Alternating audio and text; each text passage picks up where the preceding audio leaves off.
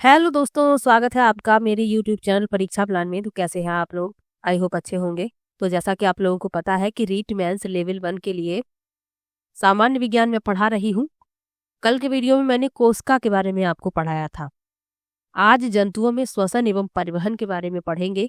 तो चलिए वीडियो को शुरू करते हैं। वीडियो देखने के बाद यदि आपको अच्छा लगे, हेल्पफुल लगे तो वीडियो को लाइक और शेयर कीजिएगा। और यदि आप चैनल पर नए हैं तो चैनल को सब्सक्राइब कर लीजिए। तो चलिए शुरू करते हैं।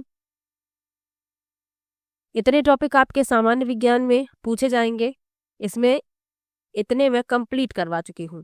2 टॉपिक और बचे हुए हैं, जीवों में श्वसन एवं परिवहन और जंतुओं में जनन। अब जीवों में श्वसन एवं परिवहन क्लास 7th की एनसीईआरटी की जो साइंस की बुक है, पुरानी बुक, उसमें दिया गया है बहुत अच्छे से। तो इसमें 2 टॉपिक शामिल हैं, एक तो जीवों में श्वसन और एक परिवहन। तो इसे आज की वीडियो में जितना कंप्लीट हो जाएगा उतना पढ़ाएंगे। उसके बाद यदि वीडियो बड़ा होता है तो आधा जो टॉपिक बचेगा, जैसे यदि आज श्वसन कंप्लीट हो जाता है तो परिवहन को नेक्स्ट वीडियो में कंप्लीट करेंगे।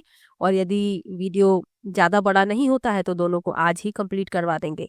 तो चलिए वीडियो को शुरू करते हैं। वीडियो देखने के बाद यदि आपको अच्छा लगे, हेल्पफुल लगे तो वीडियो को लाइक और शेयर कीजिएगा। और यदि आप चैनल पर नए हैं तो चैनल को सब्सक्राइब कर लीजिए।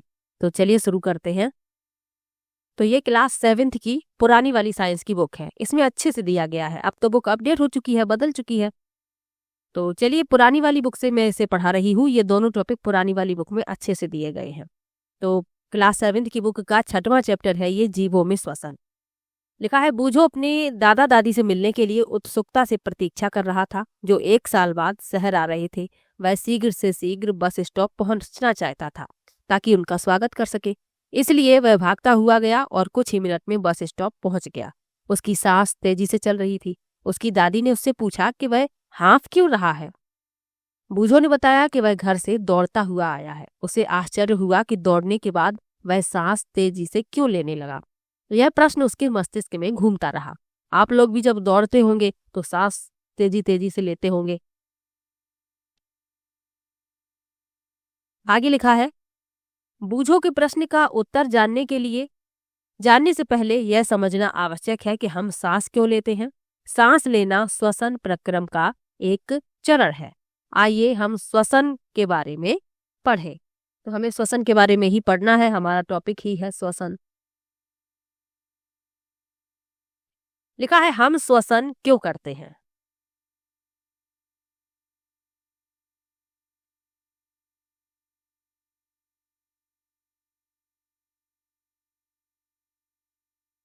अध्याय 2 में आपने पढ़ा था कि सभी जीव सूक्ष्म इकाइयों के बने होते हैं, जिन्हें कोशिकाएं कहते हैं।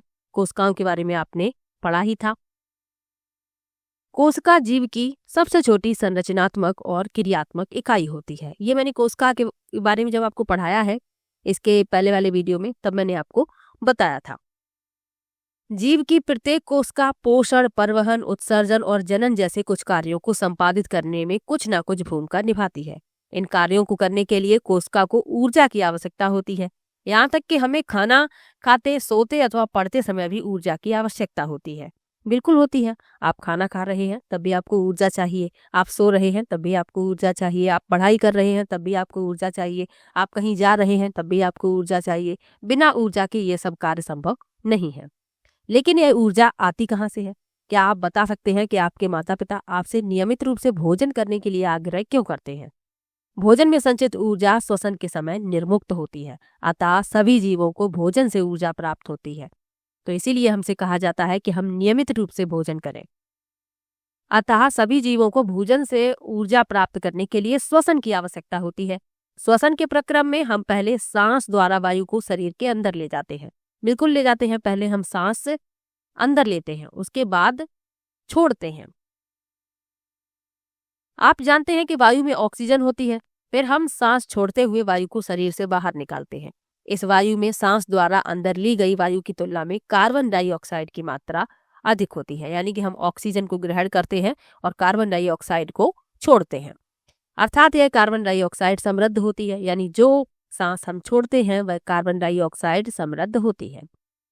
हम जिस वायु को सांस द्वारा अंदर लेते हैं उसमें उपस्थित ऑक्सीजन शरीर के सभी भागों में और अंततः प्रत्येक कोशिका में ले जाई जाती है।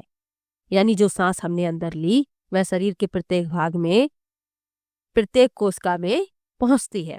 कोशिका में यह ऑक्सीजन भोजन के विखंडन में सहायता करती है। कोशिका में भोजन के विखंडन के प्रक्रम में ऊर्जा मुक्त होती है। इसे कोशिकीय श्वसन कहते हैं। सभी जीवों की कोशिकाओं में कोशिकीय श्वसन होता है। जितने भी जीव हैं उन सभी की कोशिकाओं में कोशिकीय श्वसन होता है, ये आप याद रखिएगा। आगे लिखा है, कोशिका के अंदर भोजन ऑक्सीजन का उपयोग करके कार्बन डाइऑक्साइड और जल में विखंडित हो जाता है। यानी जो भोजन है ऑक्सीजन का उपयोग करके कार्बन डाइऑक्साइड और जल में टूट जाता है, विखंडित हो जाता है। जब ग्लूकोज का विखंडन ऑक्सीजन के उपयोग द्वारा होता है तो यह वायवीय श्वसन कहलाता है। यानी इसमें ऑक्सीजन का उपयोग हो रहा है। ग्लूकोज का जो विखंडन है वह ऑक्सीजन के उपयोग द्वारा हो रहा है, तो ऐसा श्वसन कहलाता है वायवीय श्वसन। और ऑक्सीजन की अनुपस्थिति में भी भोजन विखंडित हो सकता है, यह प्रक्रम अवायवीय श्वसन कहलाता है। भोजन के विखंडन से ऊर्जा निर्मुक्त होती है, तो इसीलिए तो हम भोजन करते हैं, तभी तो हमें ऊर्जा प्राप्त होती है। तो यदि ऑक्सीजन की उपस्थिति में भोजन विखंडित हो रहा है तो ये वायवीय श्वसन है, और ऑक्सीजन की अनुपस्थिति में भोजन विखंडित हो रहा है तो ये अवायवीय श्वसन है। दोनों ही बातें याद रखिएगा। यहाँ आप देख सकते हैं ग्लूकोज ऑक्सीजन की उपस्थिति में कार्बन डाइऑक्साइड, जल और ऊर्जा, कार्बन डाइऑक्साइड और जल में विखंडित हो रहा है और ऊर्जा प्राप्त हो रही है, यानी निर्मुक्त हो रही है। आगे लिखा है, संभवतः आपको मालूम होगा कि ईस्ट जैसे अनेक जीव वायु की अनुपस्थिति में जीवित रह सकते हैं। ऐसे जीव अवायवीय श्वसन के द्वारा ऊर्जा प्राप्त करते हैं, इन्हें अवायवीय जीव कहते हैं।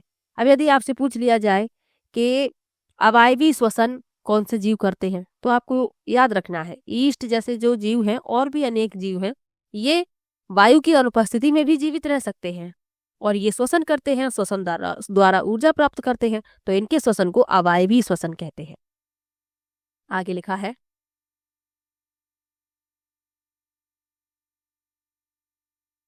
ऑक्सीजन की अनुपस्थिति में ग्लूकोज अल्कोहल और कार्बन डाइऑक्साइड में विखंडित हो जाता है, जैसा कि निम्न समीकरण द्वारा दिखाया गया है। अब यहाँ पर ऑक्सीजन अनुपस्थित है, यहाँ ये गलत लिख गया है, उपस्थित लिखा हुआ है, यहाँ अनुपस्थित होगा। यानी ऑक्सीजन अनुपस्थित है, ग्लूकोज अल्कोहल कार्बन डाइऑक्साइड में विखंडित हो रहा है और ऊर्जा निर्मुक्त हो रही है। यहाँ पर जल नहीं बन रहा है, ये बात ध्यान रखिएगा। अल्कोहल और कार्बन डाइऑक्साइड में विखंडित हो रहा है ग्लूकोज। अब यहाँ एक महत्वपूर्ण तथ्य लिखा हुआ है, ईस्ट एक कोश की जीव है। ईस्ट जो है एक कोश की है। ईस्ट अवायवीय रूप से श्वसन करते हैं, यानी ऑक्सीजन की अनुपस्थिति में श्वसन करते हैं, और इस प्रक्रिया के समय अल्कोहल निर्मित होती है, अतः इनका उपयोग शराब और बियर बनाने के लिए किया जाता है। चलिए आगे बढ़ते हैं। ये अच्छा लेसन है, इससे आपको प्रश्न भी मिलने की संभावना है। आगे लिखा है, हमारी पेशी कोशिकाएं भी अवायवीय रूप से श्वसन कर सकती हैं, लेकिन ये ऐसा थोड़े समय तक ही कर सकती हैं। वास्तव में यह प्रक्रम उस समय होता है जब ऑक्सीजन की अस्थायी रूप से कमी हो जाती है। बहुत देर तक व्यायाम करने, तेजी से दौड़ने, कई घंटे टहलने, साइकिल चलाने, भारी वजन उठाने जैसे अनेक कार्यों के लिए अधिक ऊर्जा की आवश्यकता होती है, लेकिन ऊर्जा उत्पन्न करने के लिए हमारे शरीर को ऑक्सीजन की आपूर्ति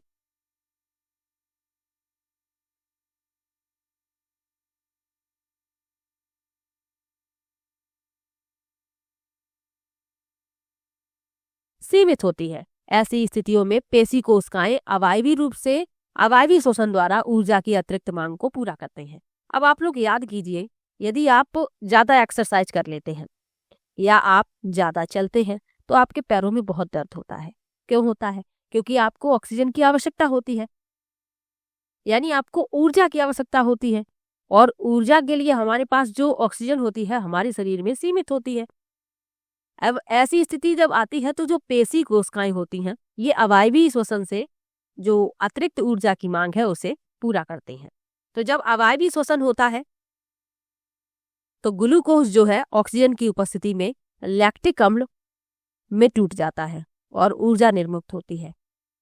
तो तभी तो जब ज्यादा व्यायाम कोई करे या ज्यादा चले या ज्यादा कोई वजन उठाए तो उसके शरीर में दर्द होता है, इसीलिए होता है। आगे कारण लिखा है किस लिए होता है।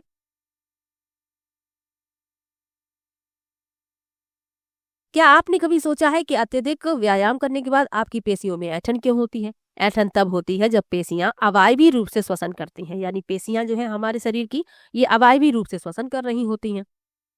इस प्रक्रम में ग्लूकोज के आंशिक विखंडन से लैक्टिक अम्ल और कार्बन डाइऑक्साइड बनते हैं। लैक्टिक अम्ल का संचयन पेशियों में ऐंठन उत्पन्न करता है, यानी जो हमारी पेशियां होती हैं इनमें लैक्टिक अम्ल संचित हो जाता है और यही ऐंठन उत्पन्न करता है। गर्म पानी से स्नान करने अथवा शरीर की मालिश करवाने पर हमें ऐंठन से आराम मिलता है। कभी कभी तो ऐसा होता है कि जब कोई व्यक्ति बहुत अधिक व्यायाम कर लेता है तो उसे फीवर तक आ जाता है, तो उसे दवाई लेनी पड़ती है। तो तभी कहा जाता है कि जब भी आप व्यायाम शुरू करें तो थोड़े से शुरुआत करें। यदि आपको चलना है, वॉक करना है, तो पहले दिन आप थोड़ी दूरी चलें, धीरे धीरे करके बढ़ाएं। यदि आप एकदम से ज्यादा दूरी चलते हैं तो आप बीमार पड़ सकते हैं। आगे लिखा है, गर्म जल से स्नान अथवा शरीर की मालिश करने से रक्त का संचरण बढ़ जाता है। इसके परिणाम स्वरूप पेशी कोशिकाओं को ऑक्सीजन की आपूर्ति बढ़ जाती है।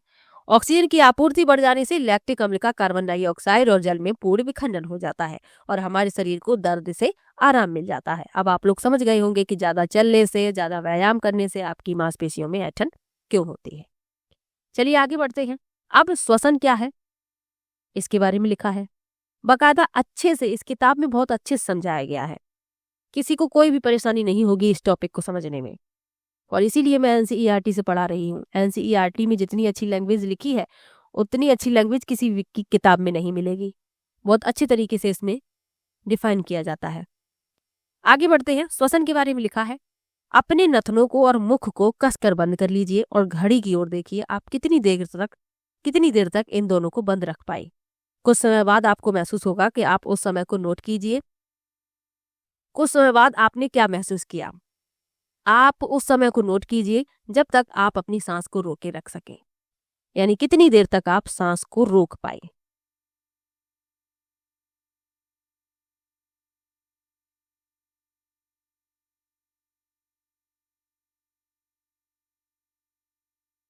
आगे लिखा है, अतः अब आप यह जान गए होंगे कि आप बिना सांस लिए अधिक देर तक जीवित नहीं रह सकते। श्वसन या सांस लेने का अर्थ है ऑक्सीजन से समृद्ध वायु को अंदर खींचना या ग्रहण करना और कार्बन डाइऑक्साइड से समृद्ध वायु को बाहर निकालना। ऑक्सीजन से समृद्ध वायु को शरीर के अंदर लेना अंतः श्वसन और कार्बन डाइऑक्साइड से समृद्ध वायु को बाहर निकालना उच्छ्वसन कहलाता है। यानी आपने सांस अंदर ली, ये क्या कहलाया, अंतः श्वसन, और सांस आपने बाहर छोड़ी जिसमें कार्बन डाइऑक्साइड थी, तो ये कहलाता है उच्छ्वसन। यह एक सतत प्रक्रम है जो प्रत्येक जीव के जीवन में हर समय अर्थात जीवन पर्यंत होता रहता है। आप कुछ भी कर रहे हो, ये सांस लेना और छोड़ना स्वतः ही होता रहता है। आप सो रहे हो, जाग रहे हो, कुछ भी कार्य कर रहे हो, श्वसन जो है हमेशा ही श्वसन प्रक्रिया चलती रहती है। कोई व्यक्ति 1 मिनट में जितनी बार श्वसन करता है वह उसकी श्वसन दर कहलाती है। अंतः श्वसन और उच्छ्वसन दोनों साथ साथ होते रहते हैं। अंतः श्वसन और उच्छ्वसन दोनों साथ साथ होते रहते हैं। एक श्वास अथवा सांस का अर्थ है एक अंतः श्वसन और एक उच्छ्वसन। यानी एक सांस का अर्थ क्या होता है, आपने सांस अंदर ली, वायु और कार्बन डाइऑक्साइड बाहर निकाल दी, तो ये आपकी एक सांस कहलाएगी। क्या आप अपनी श्वसन दर पता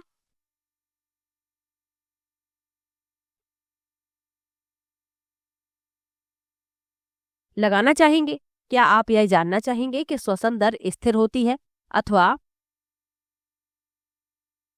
यह शरीर की आवश्यकता के अनुसार परिवर्तित होती रहती है?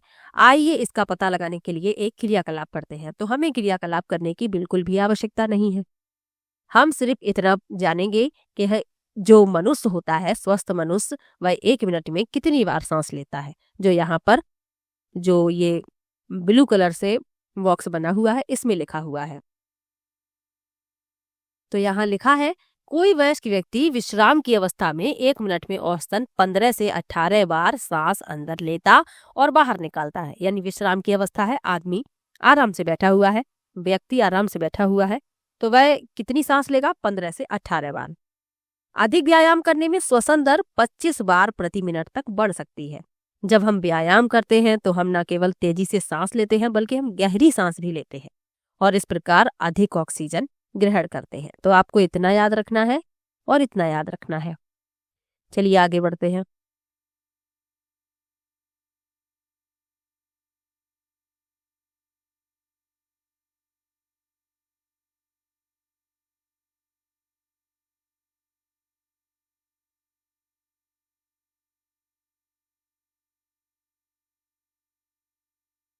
अब लिखा हुआ है कि हम श्वास कैसे लेते हैं। आप सभी लोगों को पता होगा कैसे हम लोग श्वास लेते हैं। चलिए इसमें भी समझ लेते हैं। लिखा है, आइए अब हम श्वसन की क्रिया विधि जाने। सामान्यतः अपने नथनों यानी नासा द्वार से वायु अंदर लेते हैं। जब हम वायु को अंतः श्वसन द्वारा अंदर लेते हैं तो हमारे नथनों में से नासा तो यह हमारे नथनों से नासा गुहा में चली जाती है। नासा गुहा से वायु श्वास नली से होकर हमारे फेफड़ों में जाती है। फेफड़े वक्ष गुहा में स्थित होते हैं। वक्ष गुहा पार्श्व में पसलियों से घिरी रहती है। एक बड़ी पेशी परत जो डायाफ्राम कहलाती है यानी मध्य पट कहते हैं, जिसे वक्ष गुहा को आधार प्रदान करती है। श्वसन में डायाफ्राम और पसलियों से बने पिंजर की गति सम्मिलित होती है। अंतः श्वसन के समय पसलियां ऊपर और बाहर की ओर गति करती हैं। यानी जब हम सांस अंदर की ओर लेते हैं तो पसलियां जो है ऊपर की ओर और बाहर की ओर गति करती हैं और डायफ्राम नीचे की ओर गति करता है। यह गति हमारी वक्ष गुहा के आयतन को बढ़ा देती है और वायु फेफड़ों में आ जाती है। फेफड़े वायु से भर जाते हैं। उच्च श्वसन के समय यानी अब हम वायु बाहर निकाल रहे हैं तो उच्च श्वसन के समय पसलियां नीचे और अंदर की ओर आ जाती हैं, जबकि डायफ्राम ऊपर की ओर अपनी पूर्व स्थिति में आ जाता है। इससे वक्ष गुहा का आयतन कम हो जाता है। इस प्रकार वायु फेफड़ों से बाहर धकेल दी जाती है। ये जो है ये मानव का श्वसन तंत्र दिखाया गया है। इसको मैंने थोड़ा छोटा किया है ताकि आपको पूरा दिखाई दे। ये नासा गुहा है, यहाँ से आप वायु ग्रहण करते हैं। ये मुख गुहा है। ये ग्रसनी है, ये जो आप देख रहे हैं। ये श्वास नली है, ये दिख रही है जो आपको। फेफड़े आप लोग जानते ही हैं, ये फेफड़े हैं। ये पसलियां हैं जिनसे फेफड़े जो हैं ये ऐसे सुरक्षित रहते हैं। पसलियां होती हैं फेफड़ों के ऊपर। और ये डायफ्राम है जो अभी आपको बताया, जब हम श्वास अंदर लेते हैं तो क्या होता है कि पसलियां बाहर की ओर गति करती हैं और डायफ्राम नीचे की ओर। यहाँ इस चित्र के माध्यम से समझिए। आपने श्वास अंदर ली, अभी आप लेकर देख सकते हैं, तो पसलियां बाहर की ओर आएंगी, डायफ्राम नीचे की तरफ जाएगा। और जब हम वायु बाहर निकालते हैं तो पसलियां अंदर की ओर चली जाती हैं और डायफ्राम अपनी पूर्व स्थिति में आ जाता है। डायफ्राम आपको यहाँ दिखा देते हैं। इस चित्र में आपको नहीं दिखेगा, ऊपर वाले चित्र में दिखाते हैं। ये रहा डायफ्राम। तो यही क्रिया आप लोग याद रखिएगा जो आपको बताई है।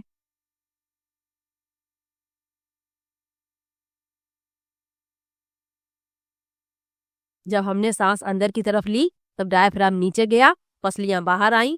जब सांस बाहर की तरफ छोड़ी तो पसलियां अंदर की ओर गति करती हैं और डायफ्राम अपनी पूर्व स्थिति में आ जाता है। तो इस तरीके से श्वसन होता है। चलिए आगे बढ़ते हैं। अपने शरीर में आगे लिखा हुआ है, अपने शरीर में हम इन गतियों को आसानी से अनुभव कर सकते हैं। एक गहरी सांस लीजिए, अपनी हथेली को उदर पर रखिए, उदर की गति को अनुभव कीजिए। एक महत्वपूर्ण तथ्य लिखा है, धूम्रपान फेफड़ों को क्षति पहुंचाता है। धूम्रपान कैंसर से भी संबद्ध है। इससे अवश्य बचना चाहिए। इसीलिए कहा जाता है कि धूम्रपान नहीं करना चाहिए। यहाँ एक महत्वपूर्ण तथ्य लिखा हुआ है और इसको पढ़ना बहुत जरूरी है, तो चलिए इसको भी पढ़ लेते हैं। लिखा है, हमारे आसपास की वायु में अनेक प्रकार के अवांछित कण जैसे धूम्र, धूल, पराग कण आदि होते हैं। जब हम अंतः शोषण करते हैं तो ये कण हमारी नासा गुहा में उपस्थित रोम में फंस जाते हैं। यद्यपि कभी कभी ऐसे कण नासा गुहा के पार चले जाते हैं, तब ये गुहा की कोमल परत को उत्तेजित करते हैं, जिसके परिणाम स्वरूप हमें छींक आती है। छींकने से अवांछित कण वायु के साथ बाहर निकल जाते हैं। इस प्रकार केवल स्वच्छ वायु ही हमारे शरीर में प्रवेश करती है। तो इसीलिए यदि आप धूल भरी किसी जगह पर जा रहे हैं या आप सड़क पर जा रहे हैं, वहां बहुत धूल है, तो आप मास्क लगाइए, अपनी नाक को ढक लीजिए ताकि जो दूषित वायु है वो आपके अंदर ना जाए।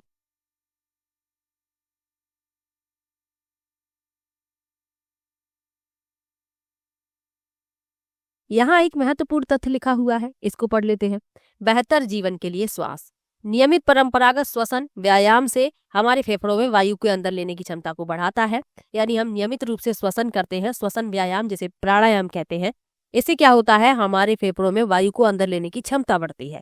इस प्रकार हमारे शरीर की कोशिकाओं को ज्यादा ऑक्सीजन की आपूर्ति होती है, जिसके फलस्वरूप अधिक ऊर्जा उत्पन्न होती है। तो हमें नियमित रूप से प्राणायाम करना चाहिए। चलिए आगे बढ़ते हैं। अब ये तो मनुष्य के बारे में आपको बताया कि मनुष्य किस प्रकार से श्वसन करता है। आपके में जो टॉपिक दिया गया है जंतुओं में श्वसन एवं परिवहन, तो जंतुओं के बारे में भी जान लीजिए, जंतु कैसे श्वसन करते हैं। मनुष्य के बारे में भी जानना जरूरी है। ये तो कॉमन चीजें हैं, ये आपको जाननी ही चाहिए कि कौन सी गैस हम लोग ग्रहण करते हैं, कौन सी गैस छोड़ते हैं, किस तरीके से श्वसन होता है, ये आपको जानना चाहिए। चलिए जंतुओं में श्वसन किस प्रकार होता है इसके बारे में पढ़ लेते हैं। लिखा है, हाथी, शेर, गाय, बकरी, मेढक, छिपकली, सर्प और पक्षियों आदि जंतुओं की वक्ष गुहाओं में मनुष्य की भांति फेफड़े होते हैं। जीव श्वसन कैसे करते हैं, क्या इनके भी मनुष्यों के फेफड़ों जैसे ही श्वसन अंग है? आइए पता करते हैं। तो ये कैसे श्वसन करते हैं इसके बारे में लिखा हुआ है। सबसे पहले लिखा है कॉकरोच के बारे में। सभी लोगों ने कॉकरोच देखा होगा। कॉकरोच के शरीर के पार्श्व भाग में छोटे छोटे छिद्र होते हैं। अन्य कीटों के शरीर में भी इस प्रकार के छिद्र होते हैं। ये छिद्र श्वास रंध्र कहलाते हैं। कीटों में गैस के विनिमय के लिए वायु नलियों का जाल बिछा होता है, जो श्वास प्रणाल या वातक कहलाते हैं। यानी जो कॉकरोच होते हैं, इनके शरीर में छोटे छोटे, इनके पार्श्व भाग में छोटे छोटे छिद्र होते हैं, और इस प्रकार के छिद्र जो है अन्य कीटों के शरीर में भी पाए जाते हैं, और ये कहलाते हैं श्वास रंध्र। और इनमें गैसों के विनिमय के लिए जाल जैसा बिछा होता है वायु नलियों का, और इन्हें कहा जाता है श्वास प्रणाल या वातक। आगे लिखा है, ऑक्सीजन समृद्ध वायु श्वास रंध्रों से श्वास नालों में जाकर शरीर के ऊतकों में विस्तृत होती है और शरीर की प्रत्येक कोशिका में पहुंचती है। इसी प्रकार कोशिकाओं से कार्बन डाइऑक्साइड श्वास नालों में आती है और श्वास रंध्रों से बाहर निकल जाती है। श्वास नाल अथवा श्वास प्रणाल केवल कीटों में ही पाए जाते हैं। जंतुओं के अन्य समूहों में ऐसी व्यवस्था नहीं होती। यानी ये सिर्फ श्वास नाल और श्वास प्रणाल ये किसमें है? सिर्फ कीटों में, जंतुओं में नहीं है ये भी याद रखिएगा। चलिए आगे बढ़ते हैं। केचुए के बारे में लिखा है। कक्षा 6 के अध्याय 6 में आपने पढ़ा था कि केचुए अपनी त्वचा से श्वसन करते हैं। केचुए की त्वचा स्पर्श करने पर आर्द्र और श्लेष्मीय प्रतीत होती है। इसमें से गैसों का आवागमन आसानी से होता है। यद्यपि मेढक में मनुष्य की भांति फेफड़े होते हैं, तथापि वे अपनी त्वचा से भी श्वसन करते हैं, जो आर्द्र और श्लेष्मीय होती है। तो केचुए अपनी त्वचा से श्वसन करते हैं। मेढक को फेफड़े भी पाए जाते हैं मेढक में, लेकिन वो अपनी त्वचा से भी श्वसन करता है। मनुष्य की भांति उसमें फेफड़े भी है, लेकिन त्वचा से भी वह श्वसन करता है। कौन? मेढक। चलिए आगे बढ़ते हैं। अब जो जलीय जीव हैं, ये कैसे श्वसन करते हैं इनके बारे में भी जानना जरूरी है। लिखा है, क्या हम जल में श्वसन कर सकते हैं तथा जीवित रह सकते हैं? ऐसे अनेक जीव हैं जो जल में रहते हैं। वे जल में श्वसन कैसे करते हैं? आपने पढ़ा है कि मछलियों में क्लोम या गिल पाए जाते हैं। क्लोम जल में घुली ऑक्सीजन का उपयोग करने में उनकी सहायता करते हैं। क्लोम त्वचा से बाहर की ओर निकले होते हैं। आप सोच रहे होंगे कि क्लोम किस प्रकार श्वास में सहायता करते हैं। क्लोम में रक्त वाहिनियों की संख्या अधिक होती है, जो गैस विनिमय में सहायता करती है। तो ये सभी श्वसन करते हैं। आप मछली के बारे में जान चुके हैं। मछली के पास क्लोम या गिल होते हैं, जो जल में घुली ऑक्सीजन का प्रयोग करने में उनकी सहायता करते हैं, और मछली भी श्वसन करती है। केचुआ अपनी त्वचा से करता है। मेढक त्वचा और फेफड़ों दोनों से करता है। तो इस प्रकार ये सभी जीव श्वसन करते हैं। अब लिखा है, क्या पादप भी श्वसन करते हैं? चलिए इसके बारे में भी पढ़ लेते हैं। यदि पेड़ पौधों के बारे में पूछ लिया जाए तो आपका प्रश्न गलत नहीं होना चाहिए।